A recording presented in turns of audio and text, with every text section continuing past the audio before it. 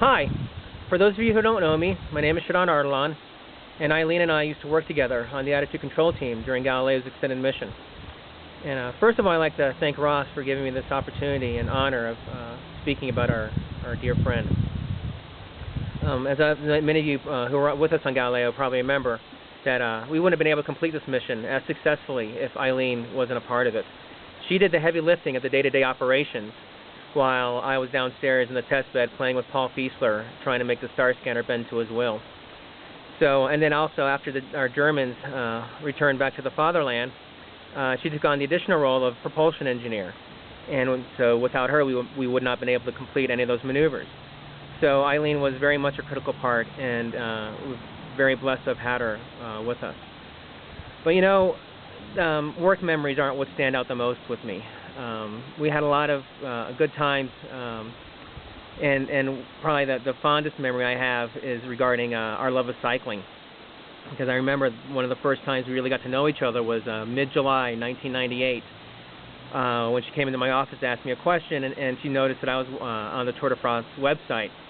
And so she asked me a question. She asked me about what I thought about the rivalry that year between Jan Ullrich and Marco Pantani. And I'm not expecting you guys to know who either of those cyclists are, but the fact that she knew who they were was just so impressive to me.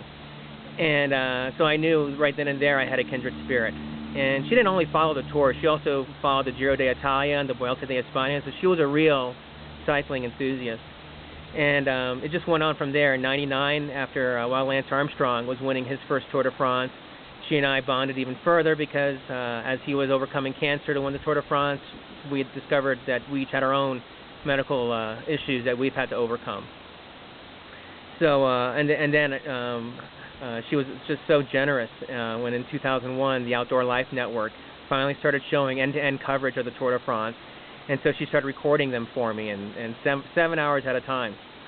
And my wife actually kind of referred to her as my crack dealer, because she'd be getting me these VHS tapes in brown paper bags, and I'd be coming home late at night and watching them in the dark.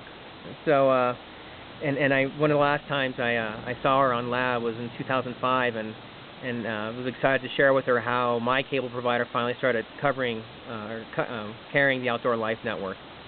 So we had a lot of fun over cycling. But you know, unfortunately there are other people who can't be here with us, and I'd like to share with you some of their thoughts, because there are things that I just wholeheartedly remember about her. I just didn't come up with it on my own. But one of my favorites was from Jerry Snyder. How Eileen was full of contradictions, that she was a delicate girl who acted like an Iron Man because she ran and hiked and was just so active. But you could really never tell just by, first impression, first glance at her demure frame. And she was an epicure, or as the kids like to say today, a foodie. But she would add sugar to her wine, but only if nobody around would object to it. She didn't want to offend anybody. She achieved more than most, but there really wasn't a hint of pride in her, and she was just so sweet about everything. And really, only the depth of her, I want to get this right from Jerry. Only in the depth of her caring for the environment, the creatures in it, and especially her friends, was she straightforward. And for me, this was never more evident when my dog of 18 and a half years had passed, and just how comforting she was during that time. She also her quiet demeanor also kind of hid a sense of humor, as is common. And Dennis shared with me a story about that really starts off with how he mistaked a strobe light in the distance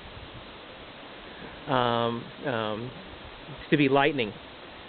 And it could happen to anybody, like me. I mean, and so, but unfortunately, I guess because Dennis is so kind and sweet, he that story propagated, and people were teasing about it, and it made it all the way to Eileen. And so, in one visit Eileen had with Dennis, she gave him a very thoughtful gift of fossilized fulgurite, which is basically sand or silica that's been struck by lightning and has formed glass. And then and it was from Algeria, so it's very sweet of her to do that for Dennis. But then she also gave him a lightning wand and said, "Hey Dennis, look, lightning." And so basically realized that this was all part of an elaborate joke on her part. And what was so great about hearing these stories about Eileen is how they made me smile. And so I think the last thought I want to leave you with is as you are milling around and during the memorial is to come up with memories that make you smile and just whatever happens out there that triggers a thought with you, like something I learned from Cindy, that how Eileen, her earrings always color matched. She was very color coordinated, would match her blouse. And always find these things that will remind you of her, because not 5 seconds after they make you smile, your eyes might well up and you may want to cry a little. So we will miss you, Eileen, and thank you for being with us.